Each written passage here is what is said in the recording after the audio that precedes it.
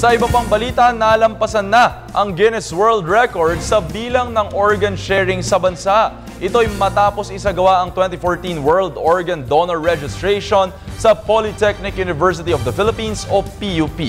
Ang detalye sa ulat ng aming kasamang si Julius Desamburon mula sa lungsod ng Maynila. Julius, magandang hapon sa iyo.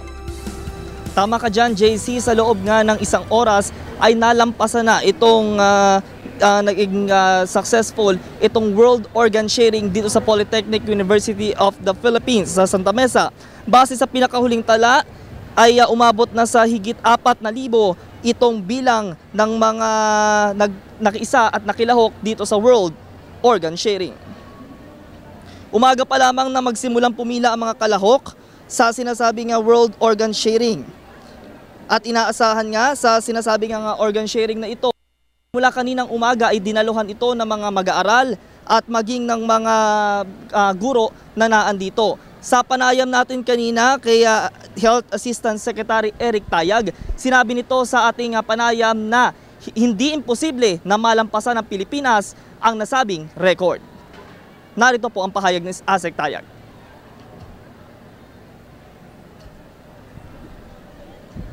Ano na po ang assessment?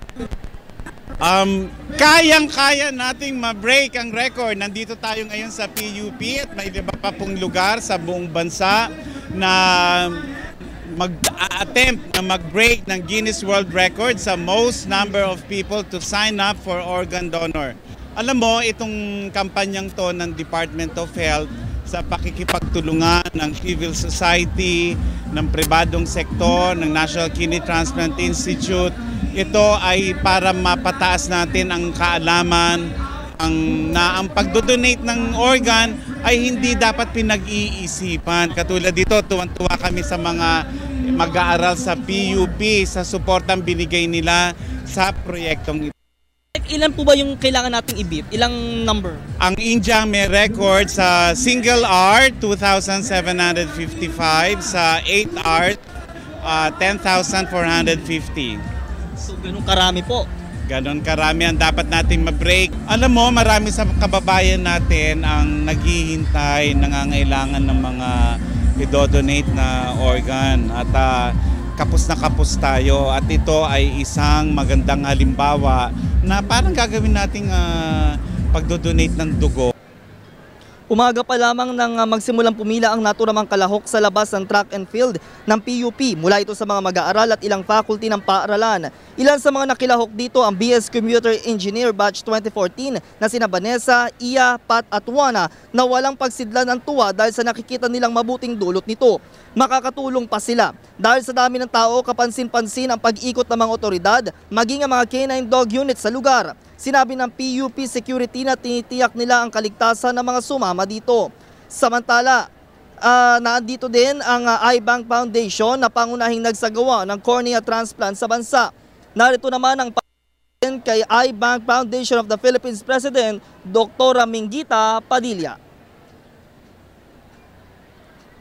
Well, ang iBank Foundation ay talagang para tumulong sa ating mga kababayan na nangangailangan ng transplant, no? Ang dami-dami nila, especially mga na-aksidente, na-infection sa mata, wala silang pag-asa makakita uli kundi through a transplant. And kung wala tayong mga donor, cornea donor, hindi tayo makakagawa ng mga transplant. So, gaya ng sinabi ni Asek Eric Tayag, talagang napaka-importante nitong activity kasi gusto na maimulat ang kaisipan, ang kaalaman ng mga tao tungkol dito sa organ donation.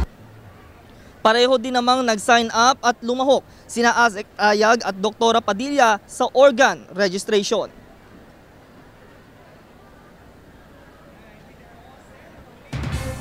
Narito po ang pahayag. At samantala kanina Ito na yung pakita natin. yan po, kung makikita po ninyo, yan. Meron kami organ donor card, ha?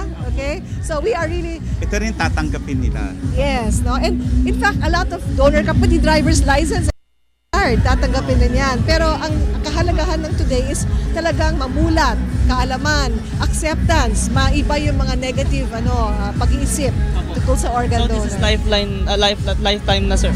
Lifeline ito. So in other words, lahat ng mga NGOs, ng mga different organ, like the IBAC is an NGO, pero kami ang kinikilala kahit ang DOH para sa mata. Kami ay tumutulong at nakikisama dito sa Lifeline. Hinihikayat pa din naman ng ahensya ang mga nais pang lumahok na magparehistro, Be a Lifeline. Hanggang alas 5 lamang po ngayong hapon. Narito po muli ang magkasamang pahayag ni Health Assistant Secretary Eric Tayag at Dr. Minggita Padilla. We're going to break the world record today sa most number of sign-up sa organ donor. So, Punta na kayo rito. join us. Kanina din, JC, syempre hindi mawawala ang inaabangang sayaw ni Asek Tayag. Ngayon po ay sasaliw naman ito ng tugtuging Brave na talagang nakita na nga natin kanina. Itong si Asek Tayag ay alive na alive at nakilahok din yung mga mag-aaral ng PUP sa kanya pong pagsasayaw. At yan muna ang pinakahuling mga ulat mula pa rin dito sa PUP Santa Mesa. Sa Puwersa ng Unit 3, ako si Julius Disamburon. Balik sa iyo, JC. Maraming salamat sa iyo, Julius Disamburon.